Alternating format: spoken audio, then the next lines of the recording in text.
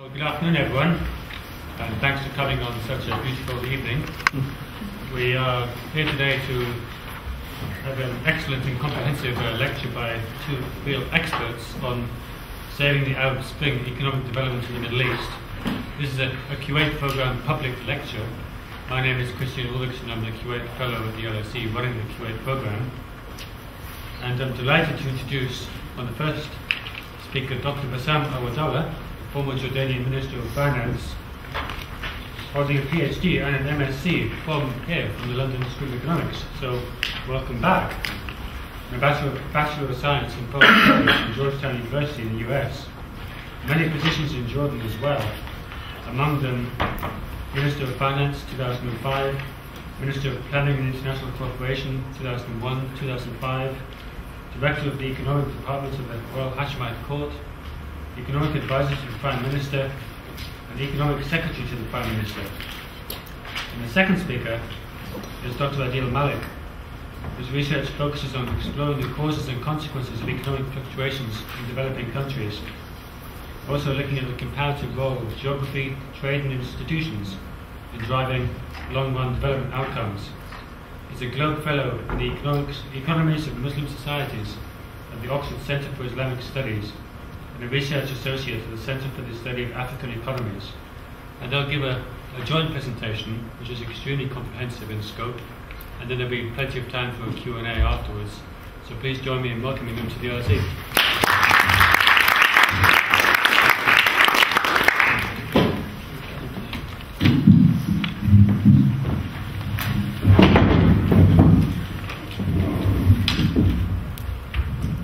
Good evening, ladies and gentlemen. On behalf of Dr. Adeel Malik and myself, I would like to first and foremost thank the Kuwait program of the London School of Economics for the kind invitation and for the opportunity to address this distinguished audience here at the LSE.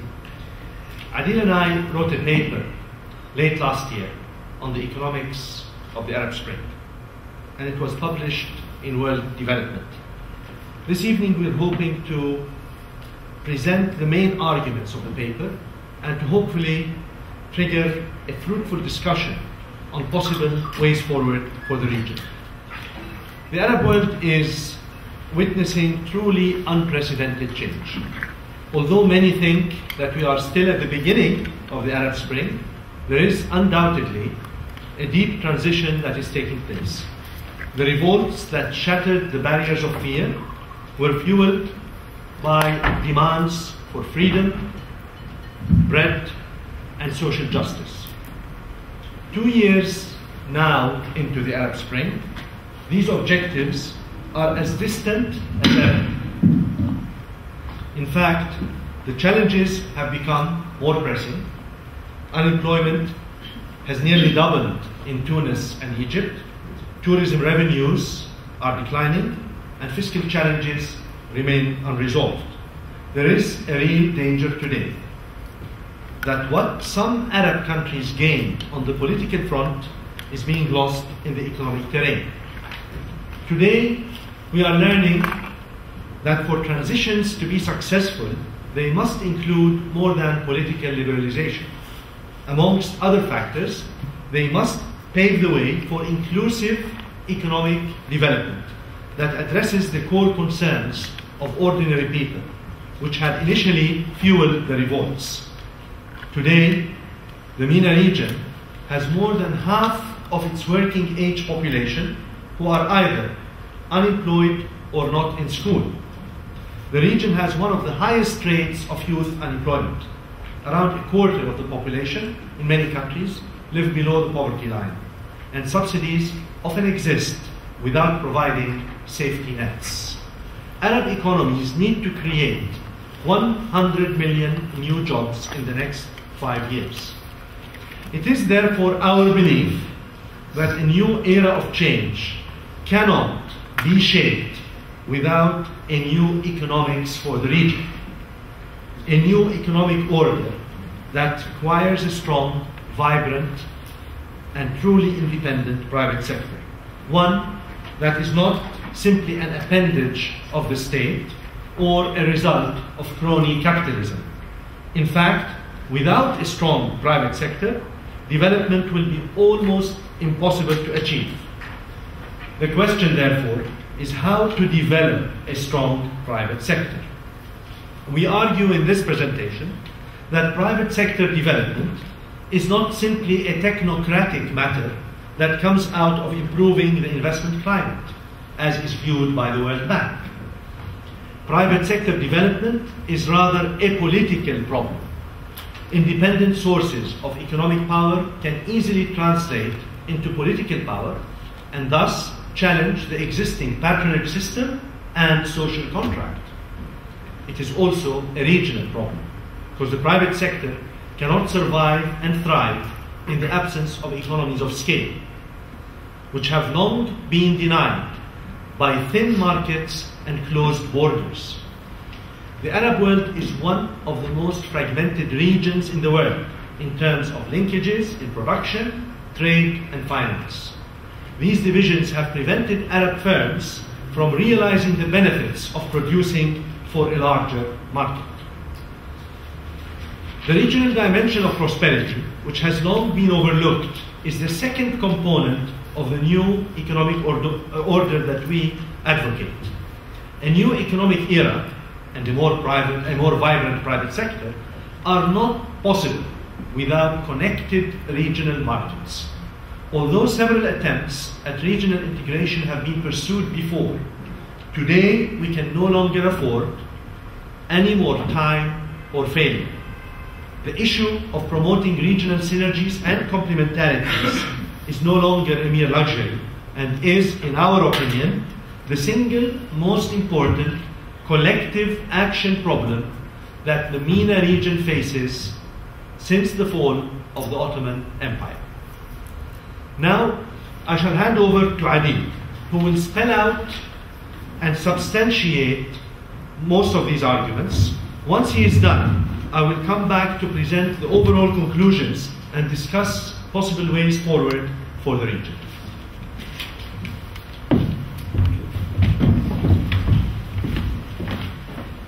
Okay, before we spell out our main arguments, it's worth defining what we really mean by the Middle East. It's a very diverse place, and in this particular presentation, we are taking the Middle East to be the Arab countries of the MENA region.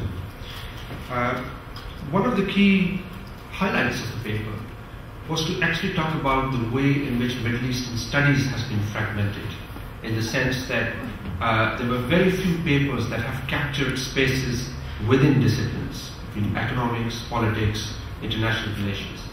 And what this presentation will try to do is to really capture spaces within these disciplines. Now, is it really possible or desirable to talk about the Middle East in one breath without looking at the underlying differences? And we think, yes, in certain cases we need to take a big picture view of the region. It is true that the region differs in policy, resources, ideological orientation, etc. But there are at least five common denominators across the commonly recognized conceptual boundaries, whether it's a labor-abundant or labor-scarce country, whether it's pro-Western, anti-Western, or whether it is a monarchy or a republic. You have at least five of these factors that are present in most of these societies. One, economic and political power is usually concentrated amongst a tiny elite. In all of these states, whether military plays a large role or a small role, a small role in Tunisia, a large role in Egypt, still the security services play a hugely important role. The security apparatus is coercive, fierce and extensive. You also have profound demographic shifts that are rather common across all the region. And indeed, in most of these states, the public sector is exceedingly important. And finally, one of the things that we would emphasize is the role that external windfalls, or the rent streams, the unearned revenue streams from oil, aid and remittances also play a hugely important role. Now let me start with a very obvious story that you all know about, which is that this is a region where profound demographic shifts are taking place. You have one of the largest youth cohort in the region's history. But what is less recognized is that yes, while the Arab world has become younger, it has also become more educated. And this quantitative access to education, of course, leaves a lot of questions about how good the quality of the education is, but it has created a new constituency for change. It has, in other words, created middle-class aspirations without middle-class incomes necessarily. It is truly, therefore, a revolution of aspirations. In the Western world, we had class-based struggles for change. But in the MENA region, and more broadly in the Muslim world, you have truly generational struggle for inclusion. Therefore, this demography poses profound challenges, and while demography evolves, our concern is that the economic structure of the region is highly rigid, with the state playing the role of the provider of first and last resort, whether it's food, jobs, justice, shelter. It's really everything, from the cradle to grave. It's a welfare state. Now this welfare state depends on the uninterrupted flow of external windfalls. And this is a region which, of course, all of you know, depends heavily on hydrocarbons. But what is less recognized is that a lot of regions in this area, which are not necessarily oil-rich, are also highly dependent on fuel resources. Take the example of Syria and Yemen. Both of them, by any stretch of imagination, are not really resource-rich countries per se, but they're highly resource-dependent, because more than 50% of their total exports are dominated by fuel resources. And of course, this is joined by two other flows which are highly related with each other. The role of oil, of course, is there, but also aid and remittances. Think about a country such as Egypt, where revenues from Suez Canal and foreign aid and also fuel constitute about 1/3 of total revenues. And these uninterrupted revenue streams, these external windfalls, really create a disjuncture between economic and political systems. And therefore, in our opinion, it is the original sin of development. Now, in this plot, you look at the aid per capita, the net aid per capita.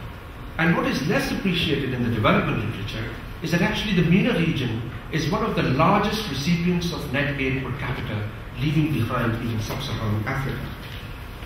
And of course, there is a close correlation between oil and aid prices, aid and oil prices, between remittances and oil prices. So in years when you have higher oil prices, there's of course more giving to other Arab countries.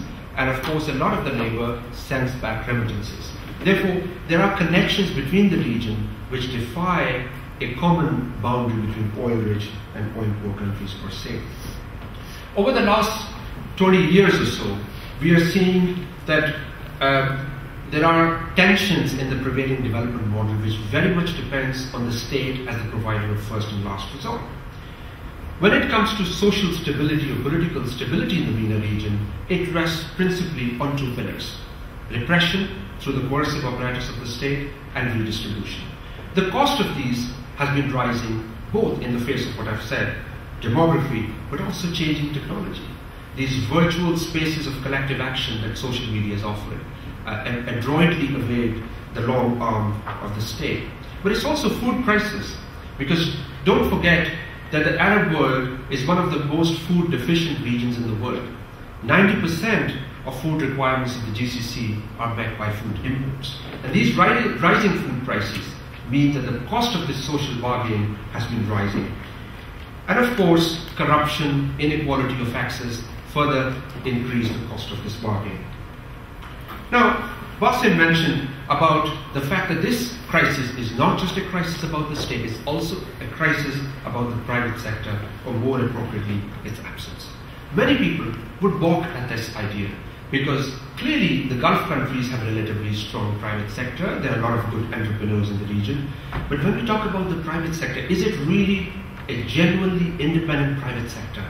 Well, there are really question marks about it, because the boundaries between the public and the private are really blurred in the MENA region.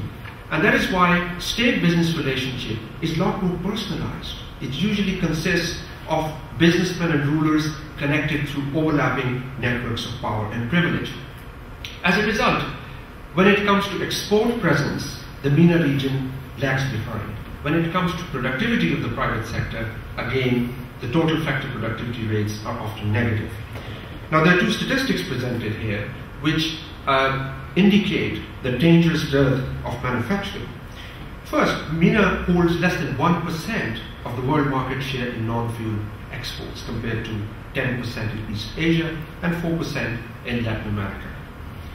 In 2003, the combined manufacturers' exports from the MENA region were less than from one country, Philippines. That is really the scale of the crisis we think about the region. And one reason why the private sector is weak is because for the private sector to survive and thrive, you need a bigger market. And what you see in the region is that borders matter, not just politically, but also in economic terms. So this plot divides the figure for intra-MENA exports across three commonly defined groupings: resource-poor labor abundant, resource-rich labor abundant, resource-rich labor importing countries.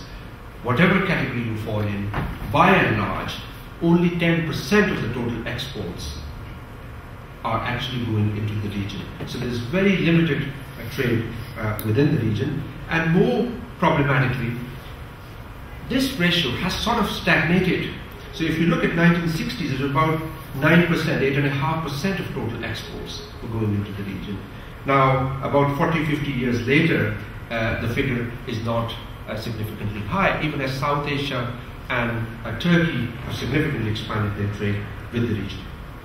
So, something is going wrong. Why is the region so fragmented? It is indeed one of the most fragmented regions in the world in terms of linkages in production, trade, finance.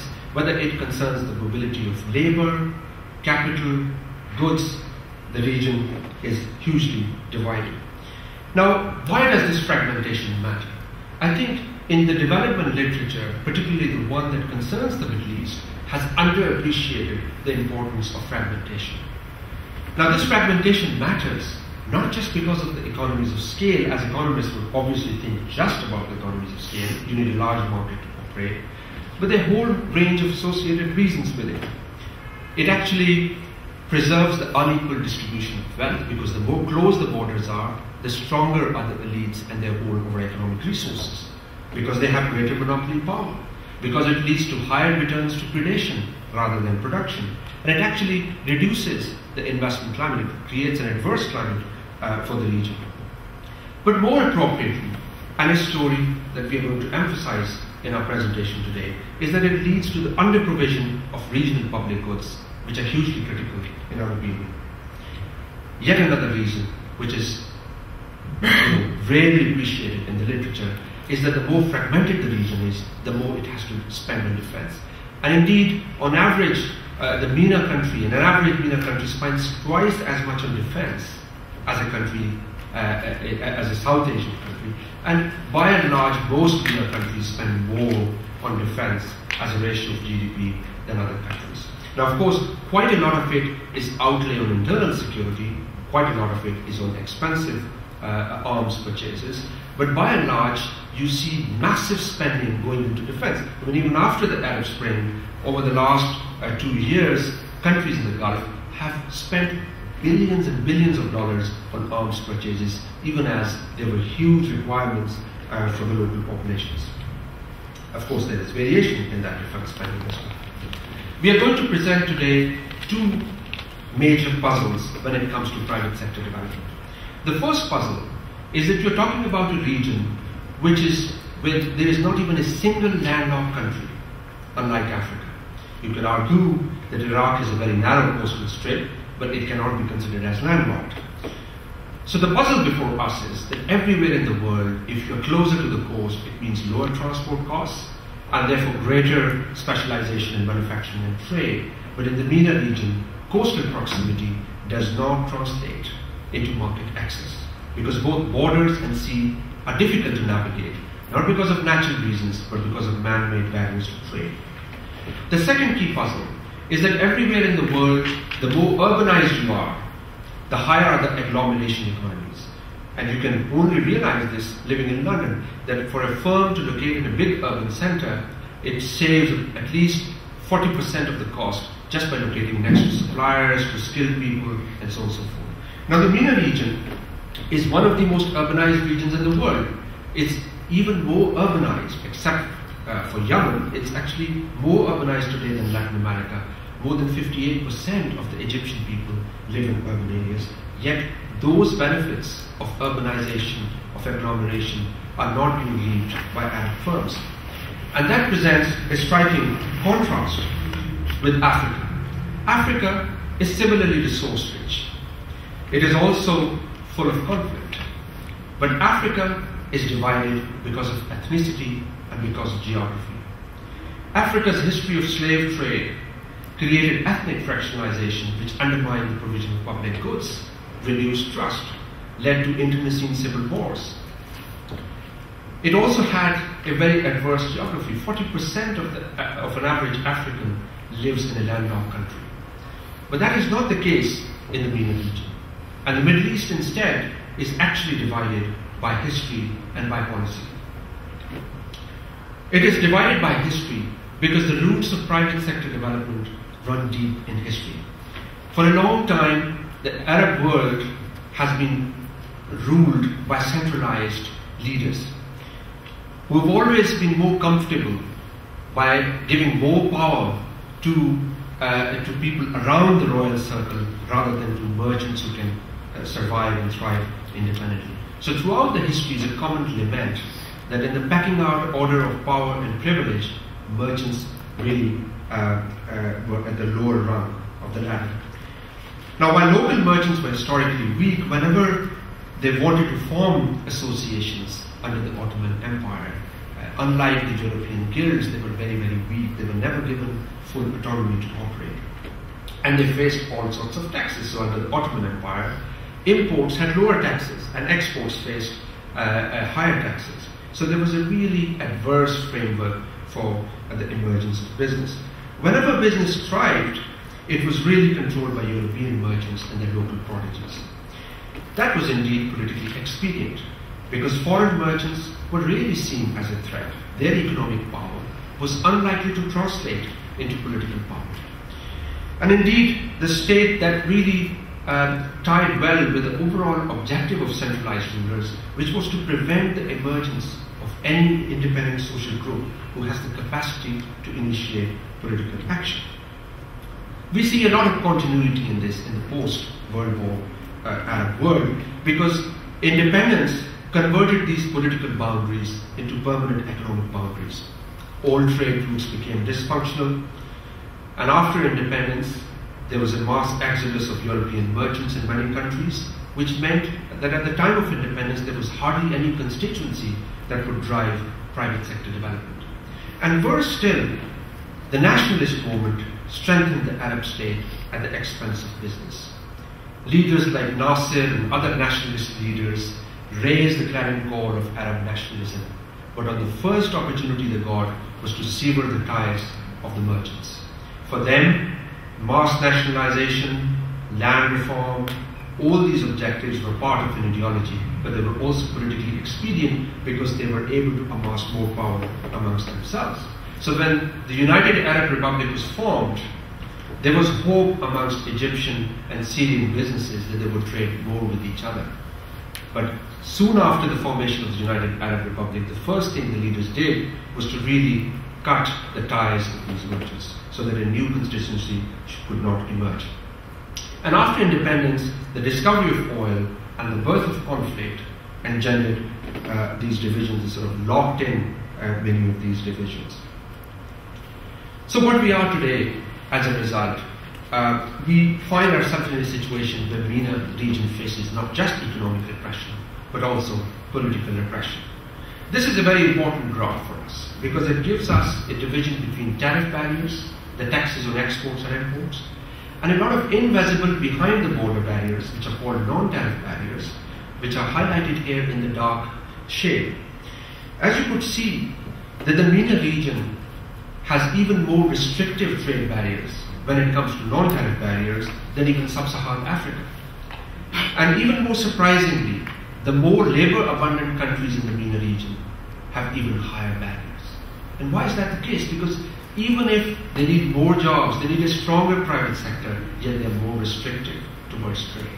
And as we go through our presentation, we would realize that there is an important political rationale for this. Because all of these barriers are important rent streams that are used to win political loyalties.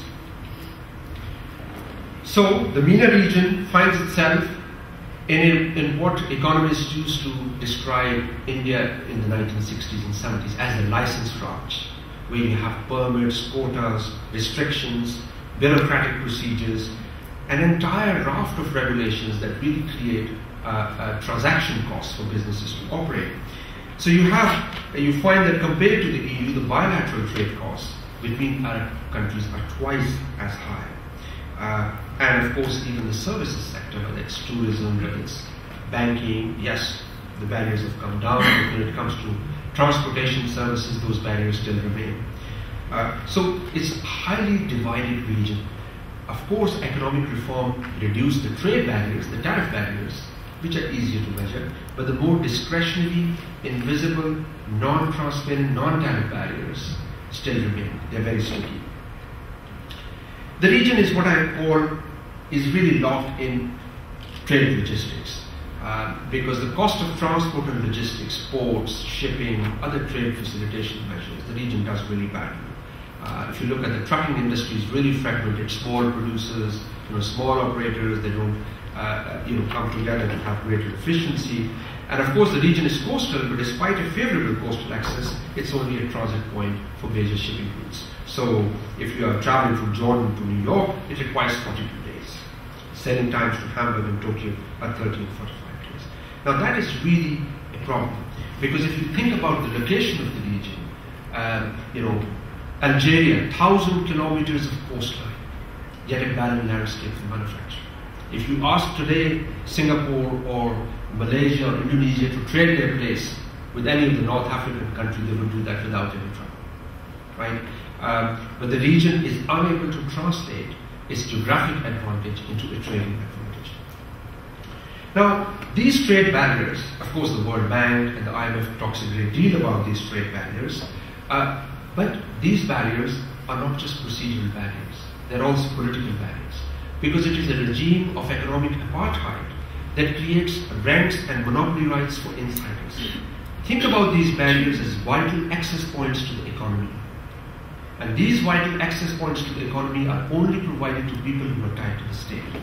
It is, in a sense, it represents the economics of concessions. So, under the Ottoman era, the Ottomans gave concessions to European merchants. And after independence, you still have a regime of licenses. If you are a major importer, you have a license, you have a monopoly right. And that monopoly right is not completed. And of course, that monopoly right creates an income stream which serves a vital political function.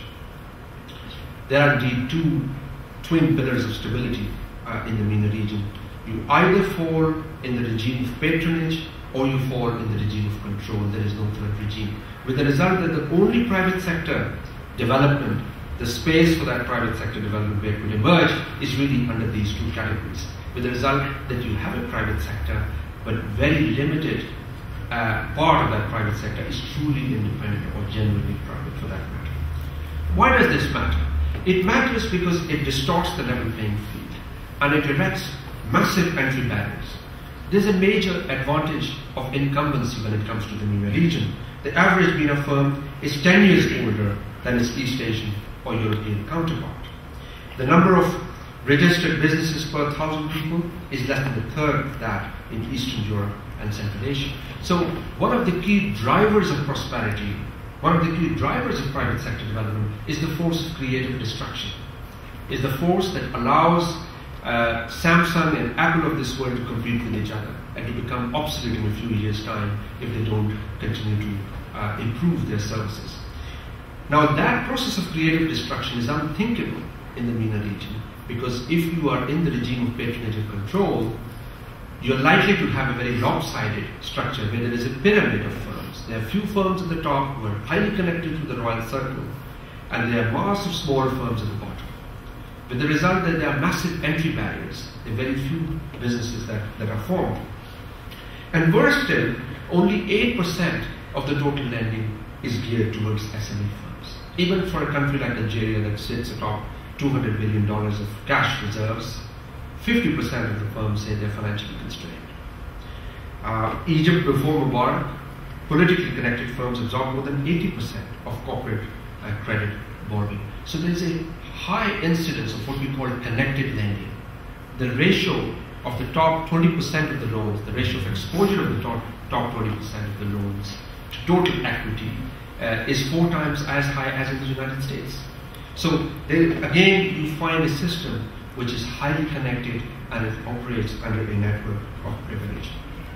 Of course, that means you have a large informal sector. The size of the informal sector is very high. What does this mean? It means, from a development standpoint, that it actually raised multiple traps in the MENA region. You have small and thin markets, very limited economies of scale, limited investment, reinforces dependence on private markets. At the same time, you have limited complementarity of trade, which means you have very limited trade between Arab countries, and it preserves the status quo.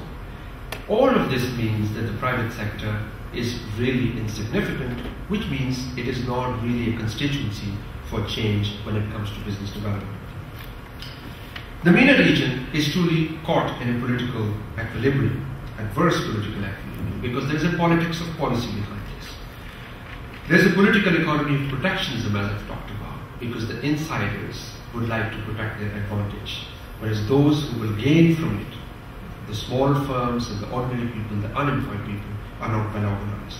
And while everywhere else in the world, economic cooperation, regional linkages are a matter of necessity in the MENA region, oil and all these external windfalls from aid and remittances engender some sort of autonomy from integration.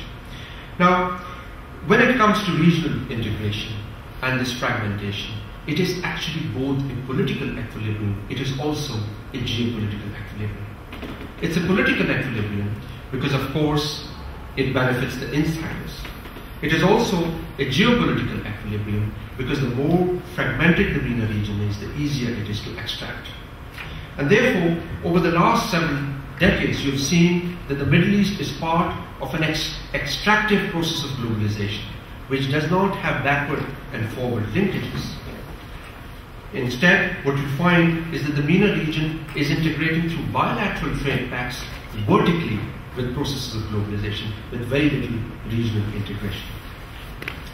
Now, that is what it means. So the top line basically suggests that the sort of preferential trade agreements with the rest of the world, and the bottom line shows similar agreements within the region. So there's a honeycomb structure of trade integration. What anthropologists would call is almost like a honeycomb structure where there are lots of cells that are insulated from each other but connected to the outside world.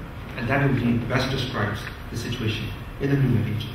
Now, given the limited time, I'm going to wind up my story rather quickly and leave you with some big thoughts. We can always come back to the question and answer session. The following argument is that over the last several decades, the World Bank and the IMF have presented some excellent statistics. In fact, most of the statistics came from the reports about regional trade barriers. But when it came to the reports, they fell short of arguing for regional trade integration. Instead, they said we should have greater global integration. What we argue is that actually this is a misplaced sequence. And there are at least 5 reasons why this sequencing is misplaced. It's because you have a primacy of scale economies, because if you want to have regional network of suppliers, greater intra-regional trade, because remember today, East Asia is trading more with each other than with the outside world. And that's only possible because they have fewer barriers. If the region wants to diversify, if it wants to have deeper trade reforms, you need to have regional. There is no running away from the regionalization objective.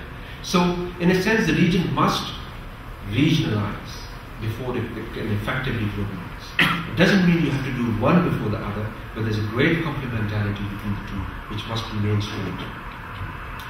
Now, this plot really gives you a symbolic significance, because there was a project that linked the region together, and it linked it through the Hijaz Railway, which was primarily made for Hajis. It connected Damascus with Medina. Now, there is a great symbolic significance here, because in 1917, the British military officer D. Lawrence led the Arab tribes to destroy the tracks of Hijaz railway. Then it was a strategic military imperative to break off the enemy supply routes.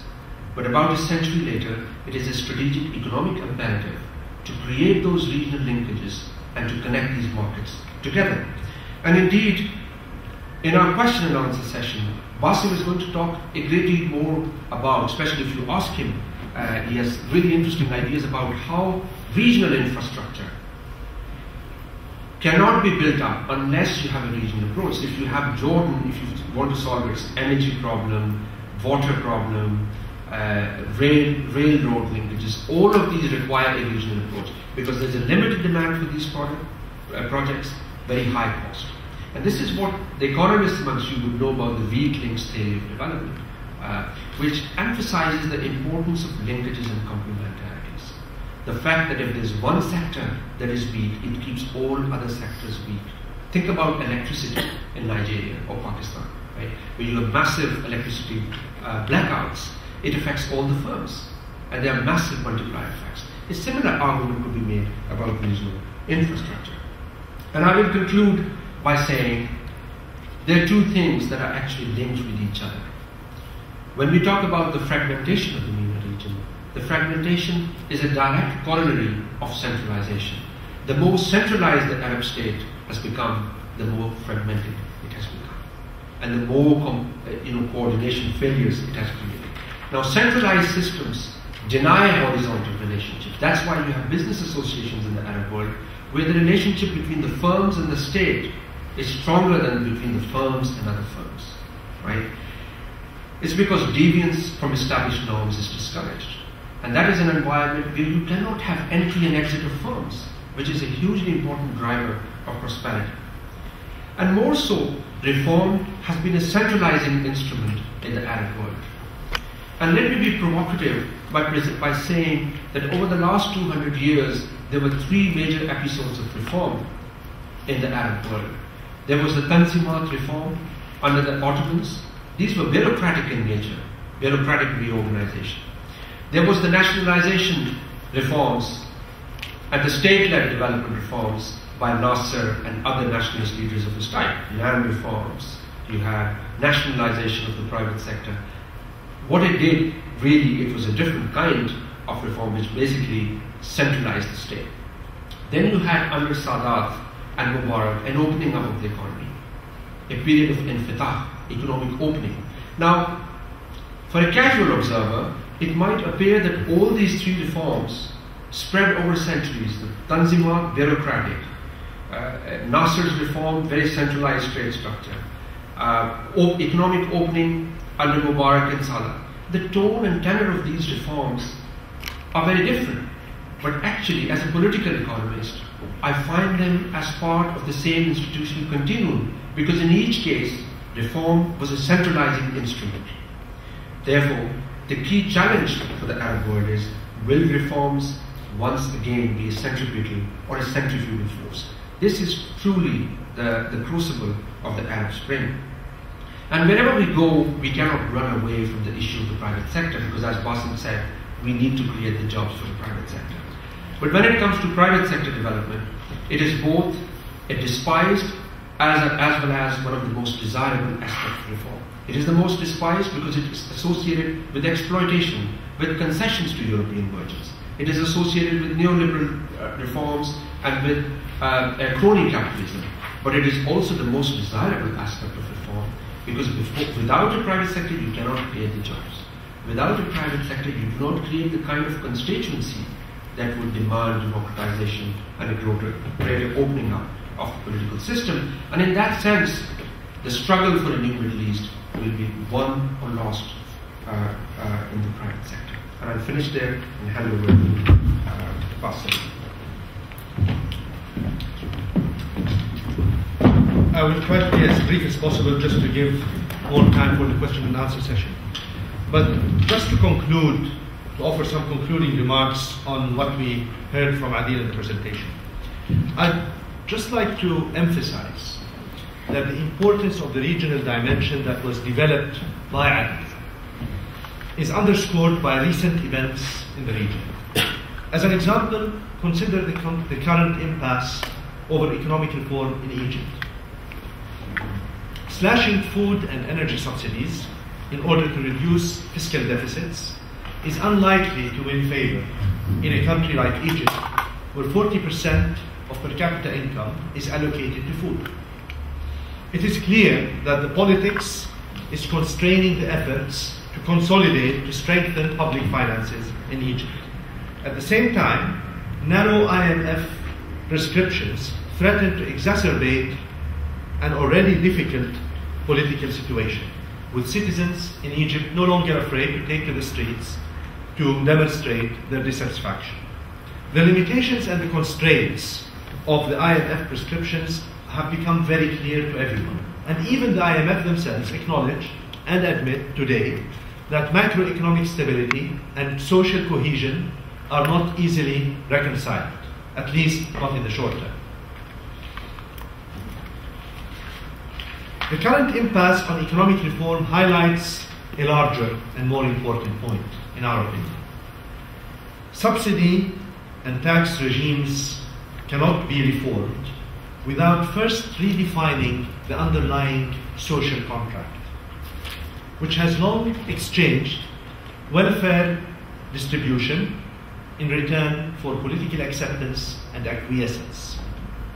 Such a move is a very risky move to take for any individual politician, actually for any political party, actually for any single country, at a time of economic uncertainty and unemployment.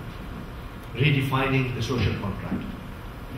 Global evidence from Latin America to Africa suggests that it is easier to bite the subsidy bullet in an expanding economy, where citizens feel compensated for the loss of public entitlements. But the IMF is unlikely to have an appetite for such a sequencing. Therefore, what we feel is that the Arab world today needs a regional bargain that buys the political space for economic reform. This requires that before serious subsidy reforms are introduced, regional powers underwrite a growth pact, a Marshall Plan, if you will, of sorts, that facilitates new investments for reviving economic activity. But while growth can be ignited through such resource injections, it cannot be sustained without actively contested markets. This requires a dismantling of regional trade barriers, which, as Adeel explained, are more pervasive in the Arab world than sub-Saharan Africa. The growth pact that we talk about should commit Arab countries to reforming their subsidy systems and to also lowering the restrictions on cross-border economic exchange. In fact, the regional dimension of prosperity has long been ignored in the Middle East. Weak regional links do restrict the entry and the growth of small firms, making the existing firms more dependent on state patronage. Even though Turkey today inspires much hope among Arab policymakers, it is seldom realized that the recent transformation of Turkey from the sick man of Europe into one of the fastest growing emerging markets would not have been possible without actively developing regional synergies. Today, there is very little hope for the Egyptian or for the Tunisian economies without such regional linkages. Unemployment, for one, is difficult to tackle without reopening Libya's labor market that has historically absorbed migrants from Tunis and Egypt. Tunis, arguably the most hopeful case for reform in the Arab world, is suffering from a crippling investment shortfall that is unlikely to be met by Europe, which is dealing with its own fiscal problems. Capital flows from resource-rich Arab neighbors offer a viable alternative. In fact, Arab economies can benefit from a regional aid push, coordinated through a new development institution organized on the lines of the European Bank of Reconstruction and Development, EBRD, that underwrites or that would underwrite the costs of economic transition.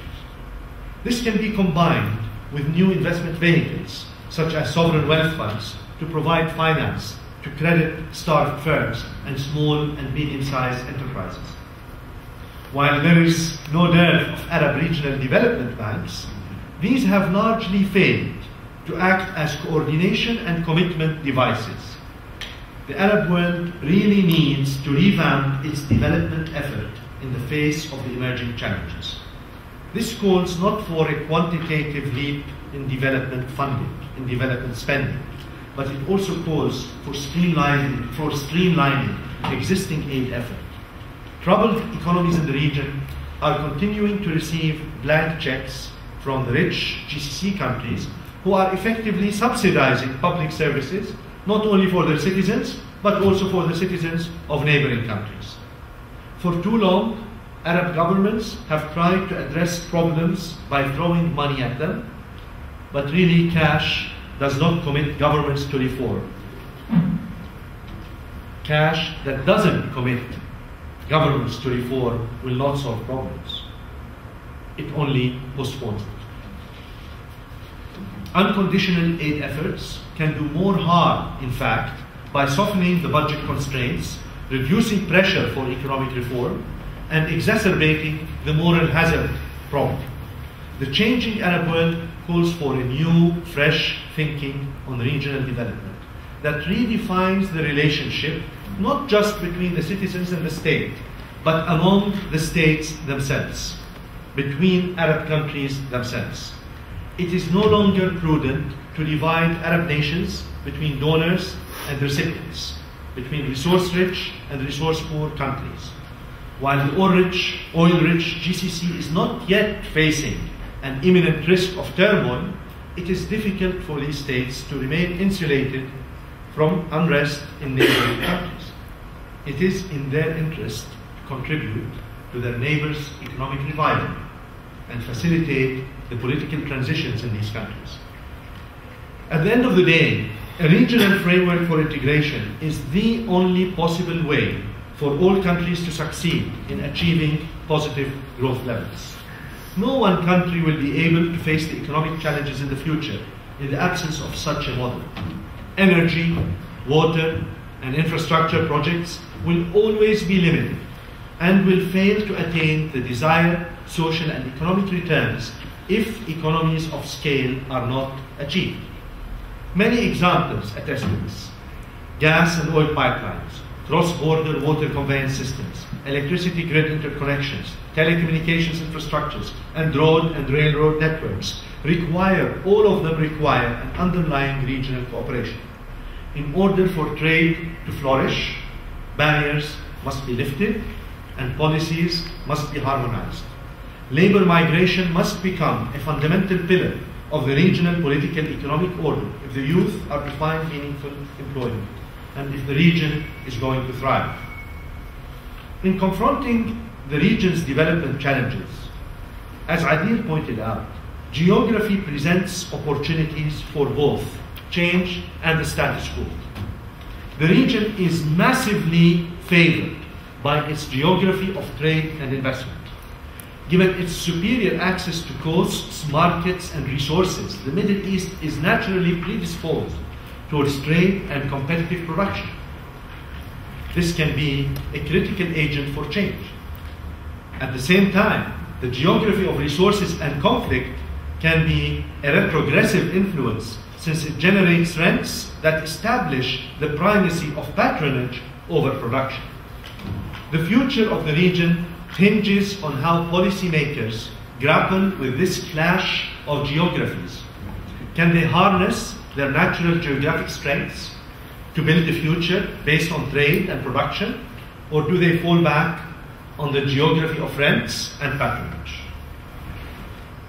A regional model of economic integration that is built on an effective and productive role for the private sector in the development of the region is a key component in this new order.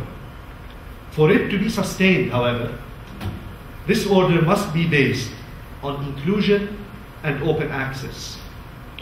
This requires a historic strategic concession, both on the part of national elites and international stakeholders, to relieve space for private sector development and for regional collective action. The quicker the international community accepts and supports this model, the more successful the transition will be in reaching a clearly defined destination, which today, by all accounts, is still missing. Thank you very much.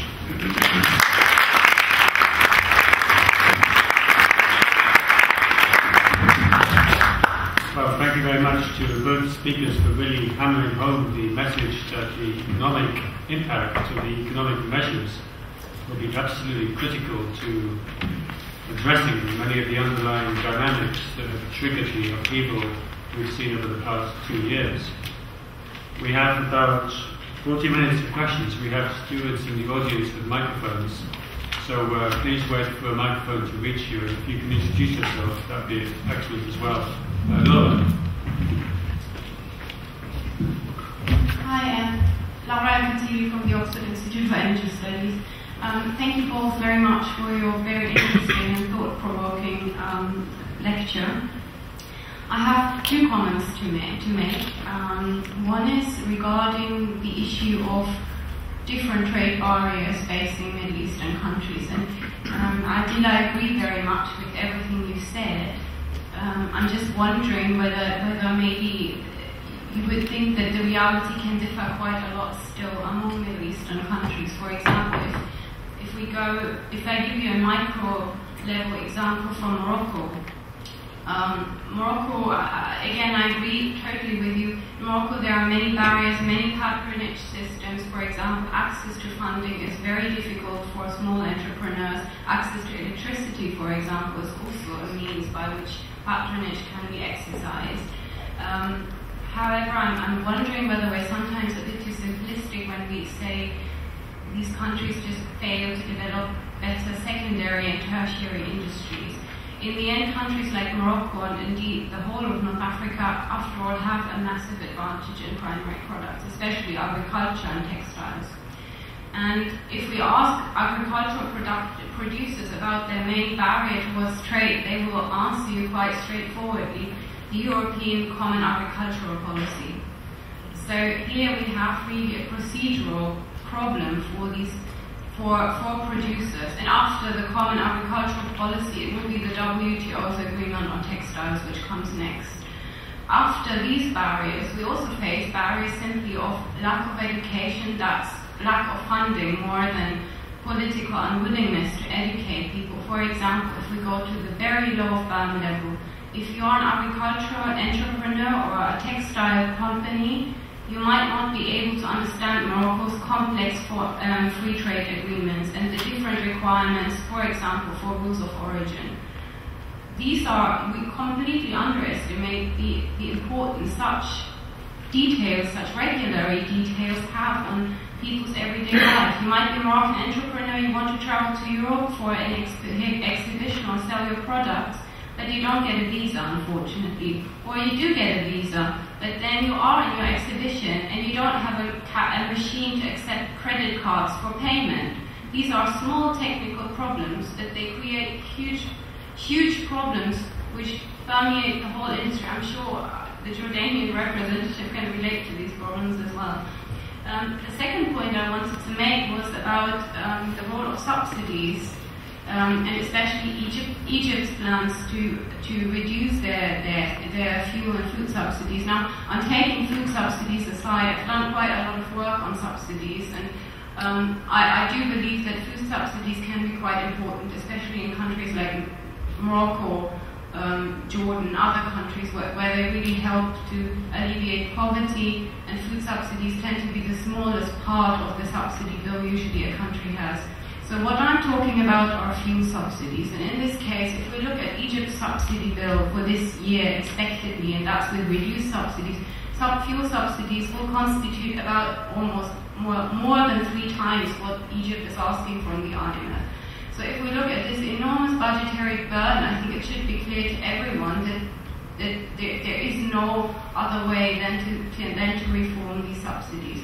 Fuel subsidies are incredibly inequitable, and I would actually think that citizens, yes, they can expect the state to provide welfare in return to the taxes they pay. They should expect that, in fact. But they should start understanding that fuel subsidies are not in their own interest. They are not the best way to channel the money back into the economy, and we know very well as economists why. So, for me, I think that the first question that I would ask Egypt is, how do you intend to compensate people for the removal or partial elimination of subsidies? Do you want to introduce maybe more targeted subsidies, or do you want to overhaul the social system? And I think that's something with which Jordan has quite some experience. And I think the Jordanian example is one way forward in reforming subsidies. However, what even institutions like the IMF need to understand is then don't just cut the funding altogether. So don't ask them to basically just improve their public finances by just eliminating this budget item. Take this budget item, incentivize countries to remove this, and replace it by something much more in the interest of the public, which is an improved social welfare system. And I think if we look at countries from Morocco to Egypt, why parties like Islamist parties win elections nowadays, it's because they promise exactly that, unconditional welfare systems. Whether they deliver on that is a separate question, but I think if we look at election results in the region, we are hearing people are calling for that. Thank you. Thanks.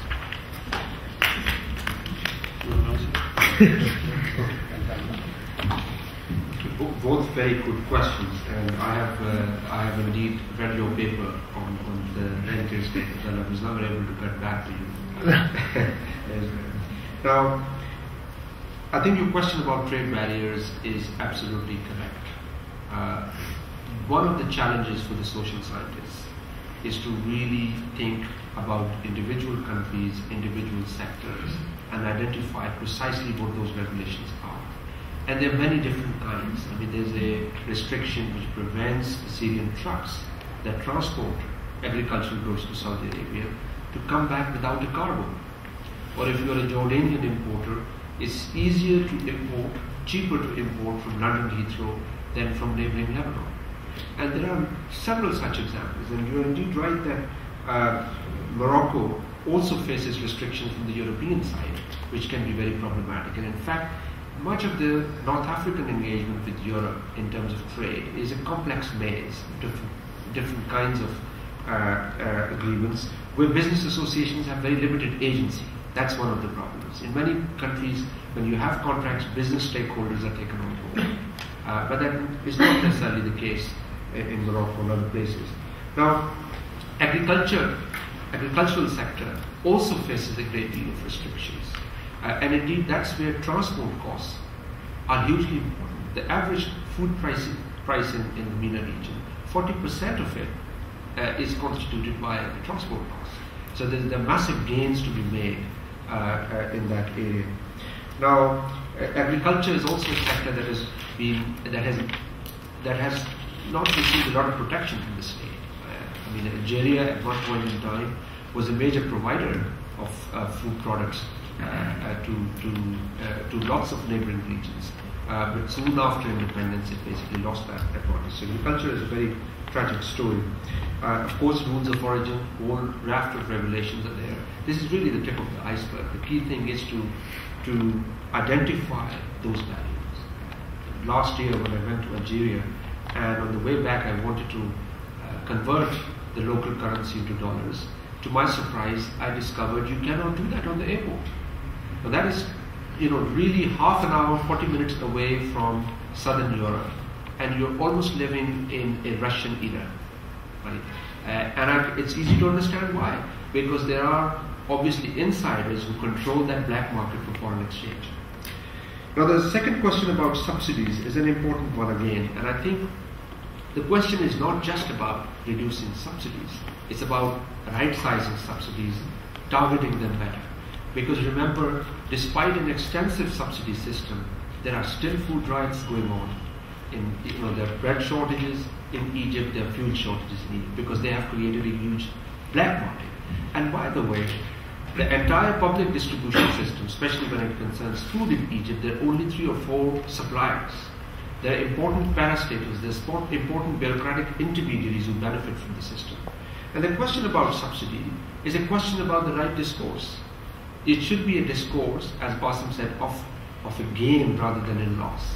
You need to compensate the losers. And one way to start that discourse is to say subsidies are badly targeted because they benefit the top end of the income distribution and they benefit people in the urban areas. Now, one particular tool that developing countries are growingly relying on when it comes to public distribution systems is the use of the biometrics technology.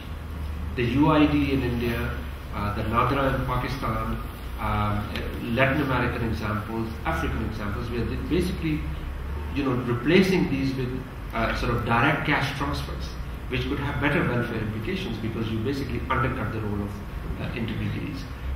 Iran tried to do that.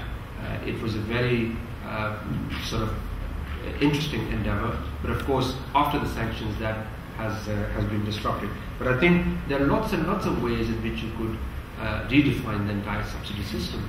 But again, you need to have a growth bargain, as Dr. Bassem said, which is underwritten by regional powers who understand the context and are not very short-termist in nature. Just to add a couple of points, I think both questions reaffirm the central thesis of the argument that was made this evening. First of all, in terms of the regional trade barriers and the aspect about agriculture in Morocco. In Morocco, this is a very valid example, again, where you tend to globalize before you regionalize. If you look at the figures in terms of the trade between Morocco and Algeria, you can't even get a visa to Algeria, you can't cross into Algeria, let alone crossing into Europe. You were mentioning about the visa. So it's the question about the regional barriers to the free flow of goods and people and services that has rendered the whole concept of globalization or EU partnership with these countries to be much more readily available, despite all the restrictions, of course, than to have a regional approach to trade among all these countries, the Maghreb countries. And it's ironic that the only effort that took place to regionalize was as a result of the EU partnership.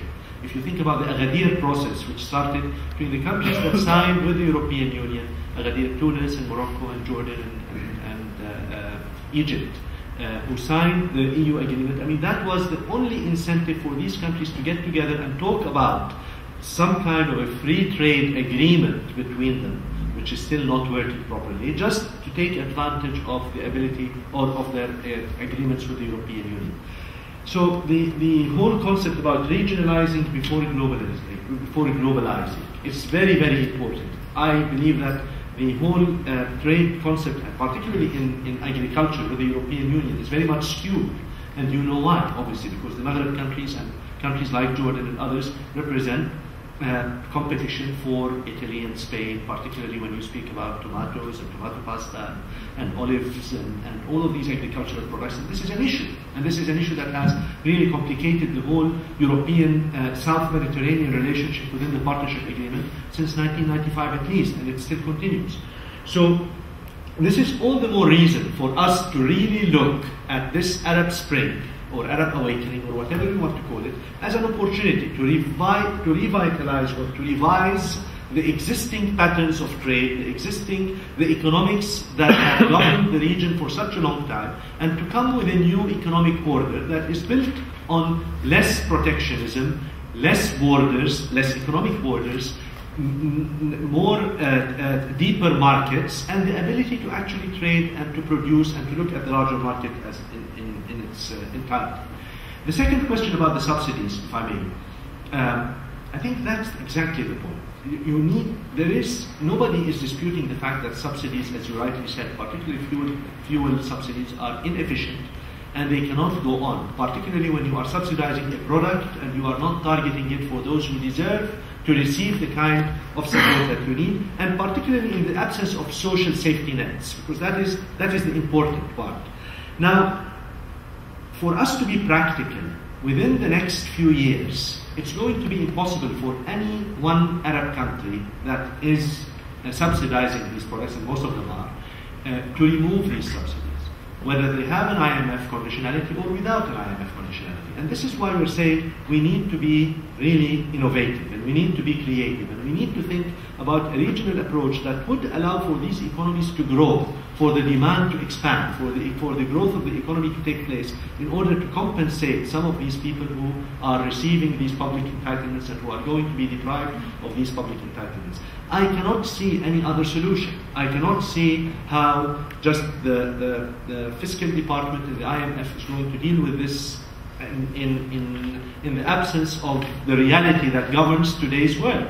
And this is a very, very important issue, whether we speak about Egypt, or we speak about Jordan, or we speak about any other country that today relies on the IMF for standby arrangements and for clean bill of health in the case of Egypt, in order to get donor assistance. It's going to be extremely difficult politically for them to do that, because as I mentioned, this entails the revision of the social contract in any one country. And this social contract needs to be revised in a much more comfortable political atmosphere, if you will, rather than the existing prevailing situation. I don't know if I answered your question, but... Thank you very much. Well, we'll take a group of questions now because we have a number of hands in the front. So, before here, you start in the corner over there and then move on. My name is Adeel, master student in political economy of Europe. Thank you very much for your talk. It was very inspiring, actually. You referred to EU also times, actually, but do you see in this era of Arab Spring, is there also a demand from public for this regional union somehow? And are there intellectuals, as in the example of EU, for example, there were Schumann, Monets in EU, they pushed for policy change, for unionization, and they took that role. Are there such intellectuals in the region available? And secondly, in EU, example, in the single market, industrialists set the agenda somehow. For example, the European Roundtable, they pushed for policy change against Japanese and US car manufacturers, for example. They saw the advantage of single market for scale economy, and I mean, because of the regionalization, they gained from the project. But you said private sector is very weak in the region. They cannot take that role. So what sectors can take that role? I mean, what sectors can lead for the union or regionalization in the sector, in the region? Thank you very much. Then, question of the white shirt. Hello, my name is Malik. I'm a foreign student. Thank you for your talk, of course. Mr. Malik, you argued that education has created a constituency for change. Would you please elaborate on this point, perhaps taking into account that not long ago Farid Zakaria argued on his TV program that in the last decade no progress at all has been made in the field of education. For example, he cited that literacy rates are still very high. Would you please comment on the issue of education? Can you repeat the last part of the question? What did he say? Yes, no progress at all was achieved in the field of education in the last 10 years. In the Arab world. In the Arab world. Okay. Yes. You pass it behind you to Zaid. Hello, former student of both the good doctors. I understand your argument with regards to inclusiveness whilst also making the system more decentralized, economically speaking. But I think the problem is structural in the sense that some of the poster boys of a successful private sector in the region have benefited by their proximity to various regimes. I mean, the Sabiqs, the Saudi bin Laden, the names are very clear. They're only very successful because they're close to the status quo. And also the The other examples are always given of the regional airlines, which are supposedly very successful. They're not profit-making entities. They're funded. And when something goes wrong, the state funds them even more. So long-term, they're not the best sort of examples to follow. And I think getting away from that regime and friends economic model is going to be really difficult because when you expand into the private sector, tenders, for example, can be political gifts. There was a recent tender for 50 billion worth of construction contracts in Saudi Arabia that went to two companies, Saudi Ojay and Saudi Bin Laden. So the model of patronage as such was almost completely transposed into the private sector, which is a really interesting economic conundrum as far as I'm concerned. Harry Woodspinner from the Foreign and Commonwealth Office. Two questions. The first is, the economic causes of the Arab Spring have been kind of gone over quite a lot: the unemployment, inequality. A lot of them you covered here this afternoon. And what I wondered was, a lot of these have been present for the last 20, 30 years. Why is it that the Arab Spring, in your opinion, happened now? What was it that was unique now? And the second question is, the economic incentives of regional integration, which you discussed today, are very strong, and it's a very strong argument. The barriers have always been the political barriers in the region. You mentioned Algeria and Morocco as one of the main ones, but also the issues of who loses from this, and it's usually the people that are winning from the current system at the moment. So I wanted your thoughts on how you get past those political barriers and whether you see anything being different now to 5-10 years ago when it's been tried before.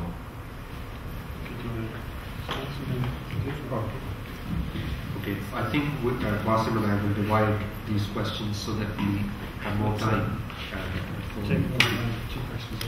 Okay, great. So, very quickly, the intellectual and political demand, I'll leave that to Bassem.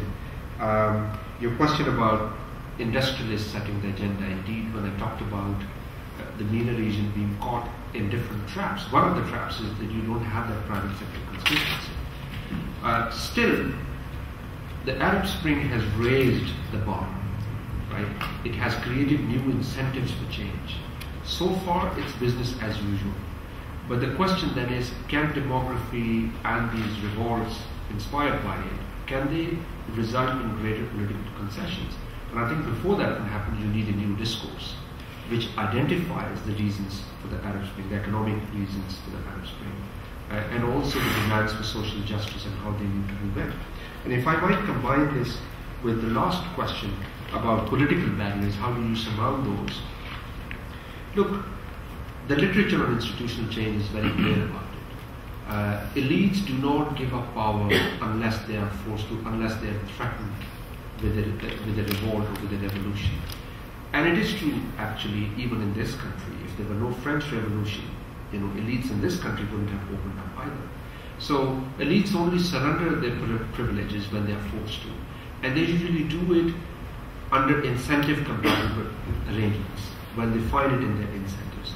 And therefore we need a new discourse which really convinces the leaders that you are basically, as Dr. Bassem said, you're basically, through these cash handouts, you're basically postponing the problems, you're not really solving them. And it also requires that the international community, you see today in Syria, you also saw in the Libyan case, that there was a lot of backdoor coordination between militants, the suppliers, the Air Force, a lot of coordination. And indeed, many of the Western nations have a lot of leverage to do that. Are they prepared to use a leverage not just on the military front, but also on the economic front is an important question, but it's a question that should be asked with a lot of, in a candid way, frank, honest way, without any fear. Because I think it is ultimately, as Dr. Bassem said, it's ultimately about instability. You cannot afford this region to remain unstable for a very long period of time and being handled through cash handouts. If anything, it's going to have effect on other countries in the region. Education and the Arab world, I think there is a tendency among scholars to paint a very gloomy picture. And I think we know Farid Zakaria and the research assistants who work for him must have used the Arab Human Development Reports, which were good, but they took a very sort of technocratic view of of what human development is. Indeed, there are massive problems about the quality of education, but if you look at the literacy rate, the convergence in literacy rate is the highest in the MENA region. So if you go back and find out the World Bank statistics, 1916, 17 time period, Egypt, literacy rate, really low. Syria, a lot of other places, Algeria. And you look at it 60 years later, or 40 years later, there's a massive catch-up. Now you could argue what is the quality of that education, but in terms of literacy, there are major gains. In terms of health, there are major gains. The question really is about inequality of access, which is more paramount in that world. Zaid, your question, I think, it basically reinforces the point you made, which is that in order for business to thrive, you have to allow private sector to operate outside the royal circle. And regional airlines is actually an excellent example of lack of complementarity, lack of coordination. You have in the same small Gulf area, you have 4 or 5 different airlines that are pretty much competing with each other and are being heavily subsidized by the state. Some of them are the best, one of the best airlines, but how profitable they are, as you said, is a big question mark. And that's about it. I think about the timing of the revolution, I leave that to Bassem as well. I think the timing of the revolution is very interesting because it's, when we speak about the key demands of freedom, bread, and social justice, I think these have been there for a long time in most Arab countries. One should not underestimate the importance of the information revolution. I think what happened was you have a large number of young people in the Arab world, which is growing at a very accelerating rate, and it is the largest cohort of youth in the history of the Arab world, who are connected. If Azizi set fire to himself in Tunis 20 years ago, how many people would have known about it in the Arab world? Probably very few people. Maybe if it was reported in the Times of London, people would have found out about it a week later, or maybe a year later. But the fact that it actually happened in 2011, and it was carried immediately, and it was on YouTube, and it was through the social media, and people knew about it everywhere, I think you had a major effect on people who were asking for their dignity, and particularly young people who feel that they are alienated, and they are sidelined, and they have no equal opportunity to get any kind of social upward mobility. I think that was a real issue, and this is a very major issue. So I think the change that is taking place in the Arab world is really a deep change, and it is unprecedented change. To the extent that governments are avant-garde and really accept and understand and appreciate the kind of changes that are required, and therefore reform accordingly, they will be actually very responsive, and they might be saved, and they will address the aspirations of the people. And I here say, this is an example that is being followed in Jordan. And I'm not saying that because I'm Jordanian, but this is the reality. There is a process, you can disagree with it, you can agree with it, but there is a process of reform that is going on in Jordan, and it is moving towards addressing a number of critical issues and a number of critical demands that are legitimate demands. Same maybe in Morocco. In other places maybe they were not as responsive as before. So there is a real issue. Governments have no choice. We need to understand that governments have no choice anymore to continue the way they were. Whether they are in Saudi Arabia, I don't think that can continue business as usual with the Sabics and the Bilani and so forth. This whole patronage formula has been challenged. I think irreversibly challenged. How do you meet this dynamic? How do you respond to it? You need to find another formula. It's not going to be easy. This is not going to be easy, as you said. It's a conundrum. It's a real puzzle. These are incestuous relationships that have existed for many, many years between politics and business and economics. And maybe the role of the intellectuals is not there yet. But once people realize that there is no choice, once people realize that the dust has settled, the regimes have been changed, the constitutions have been written, the elections have taken place, the Muslim Brotherhood have come to power. Okay, what next? Where's the bread? What do we do about job opportunities? Where are the equal opportunities? What do we do about the day after? So this is the real question. When people are faced with these existential issues about what do they do with the real quest, the core issues that touch the ordinary citizen, which fueled the revolt in the first place, the jobs, the equal opportunity, I think this is when people need to sit together, whether intellectual or industrialists, and to really think creatively how do we get our economic act together in order to produce the right kind of jobs. Without a vibrant, strong private sector that is not held by patronage, this is not going to happen. Without the region working as a region and defining itself as an economic region, this is not going to happen. And without the international community realizing that it has a stake in the stability and the security of this region, and therefore investing in it as a region and dealing with it as a region and supporting all of these regional models of integration, this is not going to happen. So I'm not suggesting this is easy. This is very difficult. It's going to take a long time. The situation is very difficult today. The situation is getting more difficult as we speak. As I said, the rates of unemployment in Egypt and Tunis have doubled, nearly doubled from 2 years until today. And you have serious issues with regards to foreign direct investment and with regards to other issues. One last thing. There is a debate going on in the Arab world today about which economic model do we follow. Because obviously, what is being attacked as the neoliberal reforms, which truly are the blueprints of the IMF and the World Bank. I mean, when we speak about Jordan, for example, people think that we do have different ideologies. In fact, we don't. There was a serious financial and economic crisis that Jordan went through in 1989 as a result of the IMF and the World Bank were invited to stabilize the economy and to restructure the different sectors.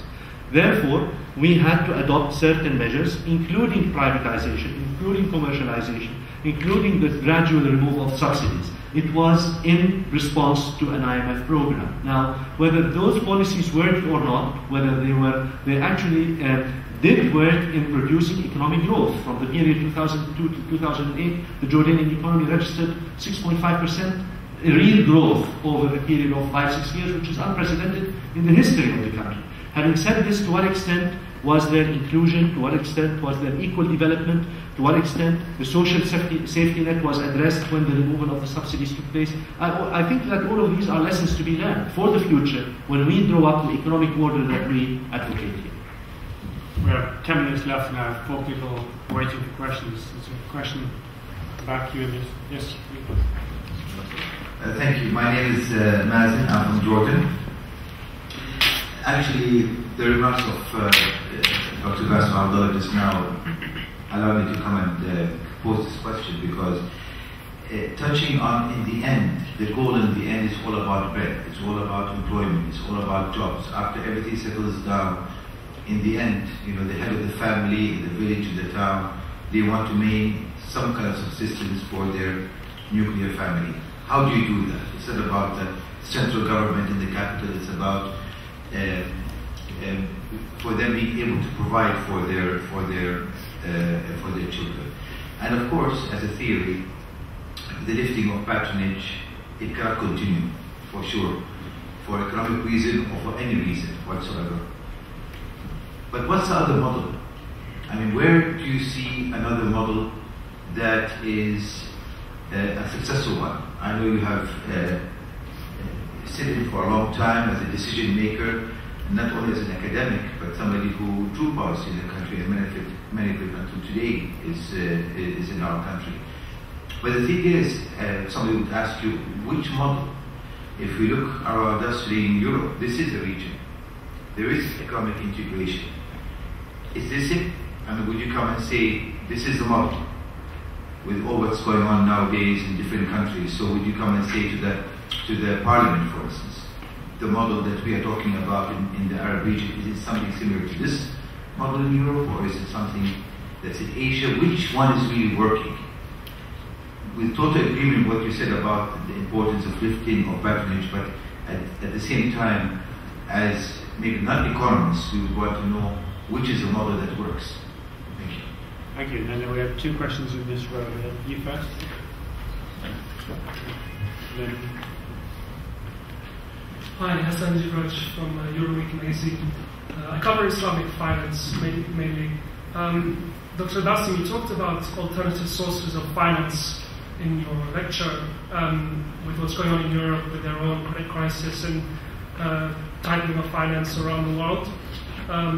Do you see that Islamic finance is a viable option, particularly in somewhere like Jordan, that needs alternative sources for, say, infrastructure projects? And because, in Egypt, they've been having big problems with sukuk legislation. I mean, just on Tuesday, they just past the recommendation that Al-Azhar gave to them on Sunday. Although we've seen an acceleration in certain North African countries like Libya, Libya's passed a law that bans all interest given to individuals. And from January 2014, they're going to ban interest on loans given to companies. And also we're seeing moves from Morocco and Tunisia. But why is it taking so long? You know, all these North African countries are talking so much about, like, yeah, let's do Islamic finance, let's do Islamic finance. You know, it's working well in Malaysia, relatively working well in the Gulf. Why is it taking so long in the Levant and in North Africa? Is there a question over here? Yeah? Okay, let's move in here. Thank you very much. Regarding the idea of paralleling the EU has been an iterated integration, and I wanted to ask about the idea of sequencing and the pace of change. So you talked about social justice and the different needs of social justice across the region. So you could argue that in North Africa you have a question of political participation in terms of the social contract. In the Levant you have an issue of minority rights in terms of the social contract, and in the Gulf specifically the issue of social rights, sort of primarily. So the question of which to sequence first is an issue, and then how to leverage the push of the private sector. Today the UAE has acknowledged that to facilitate greater trust in the free economic zones, that they'll have a mixed court system, for example. And that's a direct consequence of the push of the private sector to facilitate greater transparency and regulation. So if you had the recipe for ideal leveraging and sequencing, what would that look like in terms of regional integration? Thank you. Final thoughts, 2 minutes each. Well, I would very quickly talk about you talked about the alternative model. I, as an economist, a little hesitant to think about a particular model. I would rather think about the ingredients that might make a model successful, and there are many different models around. You know, you have China, you have Turkey. In all of these cases, I think there are a couple of ingredients that are common, and one of them is this regional linkage. You know, without regional linkages, Turkey would not be the Turkey that you find today. Now, of course, what has really, created that process is really about bringing people from the margins to the mainstream. All those policies that allow people to shift from the margins to the mainstream. And that means you need to drop entry barriers. People are creative all over the world. They need a level playing field. Once you ensure a level playing field, a lot of wonders will be made. But of course, it's not a zero-sum game, because you had, of course, greater financial integration in the MENA region, and one reason that happened was because the politics of financial integration was a little different. It created new contracts for elites in telecommunications and banking and services, whereas in trade, you've got actually competing with threats. So I'm actually more in favor of using Douglas North's ideology, terminology, which is an open access model. It's not necessarily about neoliberal reform or other kinds of models. It's about how societies move from a very exclusivist phase to more inclusionary process. Now that process may run in a slightly different way, depending on the kind of sequencing we have in the Arab world than in other places. But for far too long in the Arab world, we have focused a lot more on ideology. The socialist era, then it's all about neoliberal order today, or its criticism. I think it's time to think about the micro ingredients that create success, and their trade, open access order, and lower barriers are all going to be very useful. Just a point on the model. I think, as Adeel said, it's about the ingredients, but most importantly, I worry about economic growth. I really worry, as you said, people need to put bread on the table for their families. So it's about economic growth.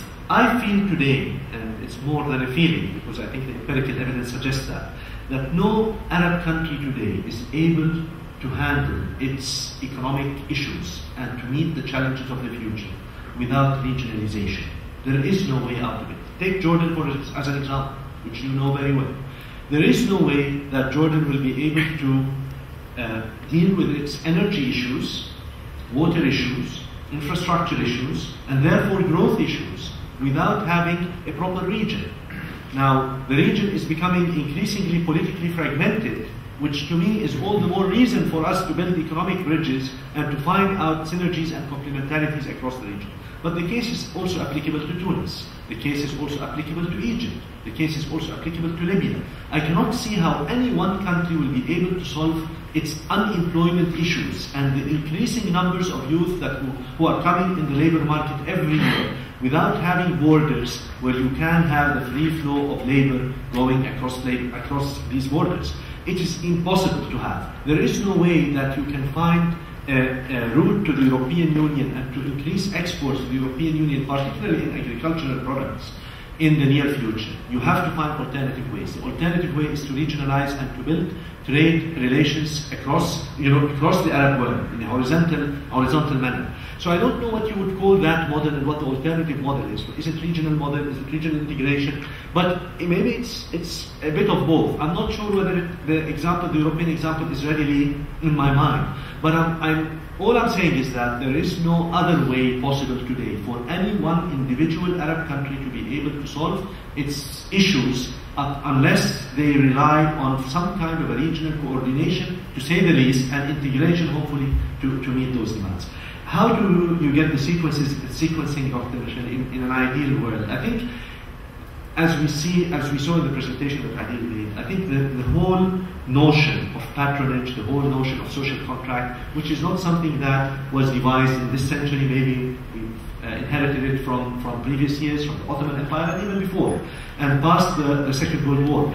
I think you start with the social contract. I think this is where we are at today. I think the Arab Spring has opened the door for people to say, this is what we want in terms of better governance. We want accountability, we want transparency, we want rule of law, the West is a bit too fixated on elections and democracy and what have you. I think we need to start with better governance. Let's talk about the rule of law. Let's talk about accountability. Let's talk about transparency. I think these are the institutional mechanisms of reform that will allow for people to be able to have equal opportunity and therefore a more inclusive economic development that will tackle their issues. So you start with that, in my opinion, and then you move forward. The other question about Islamic finance, I think it's very relevant. I think Islamic finance is a very important point. In Jordan, we passed a law for Islamic sukuk last year, which took us a long time, by the way, to do. And I always thought that there must have been some kind of a reason why we are not passing the law. And in reality, there wasn't. There isn't a political issue in most Arab countries. For some reason, Islamic finance has lagged behind. And I think the sukuk law, for example, in Jordan, which we passed, will open a huge opening for major financing opportunities, particularly for small and medium-sized enterprises. And I think if that is replicated, I personally believe that Islamic finance is still an untapped potential everywhere, but particularly in the Arab world. If we move in a concentrated and in a systematic manner, I think there is a lot of doors, there's a lot of opportunity for financing, particularly for companies, for the real private sector, and for SMEs. Plenty of food for thought. Please join me in thanking our two speakers, Bassem Awadallah and Adeel Malik, and thank you very much for coming.